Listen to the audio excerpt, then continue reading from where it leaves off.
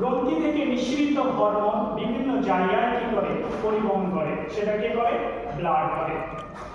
আর কি করে, আমরা খাবার খেলাম, খাবার খাওয়ার পর সেটা কোথায় যায়, পাকস্থলীতে যায়।